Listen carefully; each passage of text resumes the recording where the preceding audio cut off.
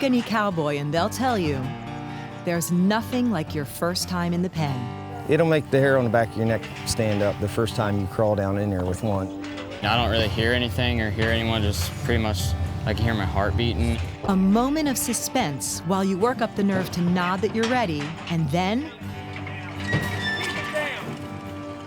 this might look like a scene straight out of the Wild West, but it's a lot closer to home than you might think. As soon as you say rodeo to anybody or bull riding, they automatically think Texas. And it's really big here on the east. Washington County farmer Mark Reed operates the Triple R Bull Company on 25 acres in Boonesboro. Here, he focuses not on the cowboys, but on the other stars of the show. We're running 40 head of crossbred rodeo cattle. I compare raising these to most like racehorses. They're athletes, breed for conformation, performance, and genetics. During rodeo season, Mark takes these ornery athletes on the road to shows and competitions, many of which he himself puts on. Today is a tryout of sorts. These are gonna be our 3-year-olds. About 3 weeks ago, we bucked them for the first time with a guy, so most of these bulls will be their second trip with a rider, so we'll see who's got it and who doesn't. Bull riders from as far as 5 hours away converge on Mark's farm to put the rookies through their paces. The guys get to practice, and the bulls, get used to the routine. Before mounting, the rider puts a flank strap around the bull's waist to encourage bucking, and a bull rope around its chest. Gotta have something to hold on to. Next up in the pen is a bull that some farmers might have let go after an injury in early life. We think broke his neck, and he still kind of carries it stretched out. But Mark gave him a chance, and now he has high hopes for this greenhorn. I think this is one of our better prospects.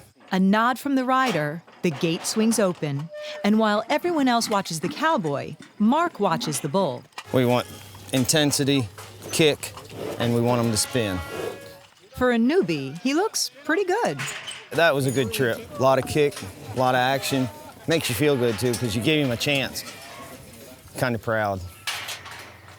A month later, Mark loads up his bulls, including a few rookies, and heads 7 miles down the road to Washington County Ag Expo and Fair. This is their first rodeo, and what a show!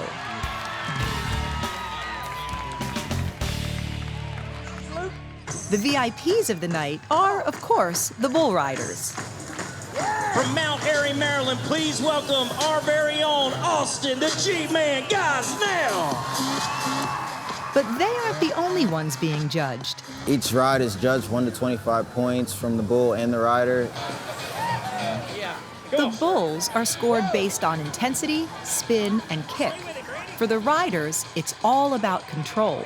If your body's all wild and out of control, then that will hurt your score. That is, if you last long enough to get a score.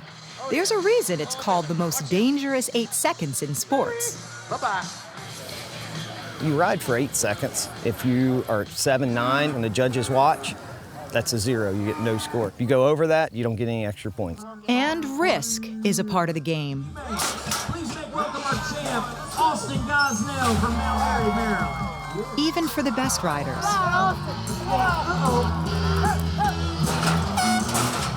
But you've got to be pretty resilient to climb on top of one of these. I've just been a cowboy ever since I was little. I love it. By the end of the night, a new champion has been crowned, and a new generation of bulls have survived their first trial by rider in the spotlight. Some were okay, some were, but you don't hit a home run the first time you go up the bat. But the real winner of the evening is Mark. I've been to 42 states putting on bull ridings and rodeos, and it's so nice to be in my own hometown, to see the crowd to come out and support, what I'm doing and enjoy it. Just kind of a pat on the back that, hey, you're doing something right, and I love it, man. It's living the dream.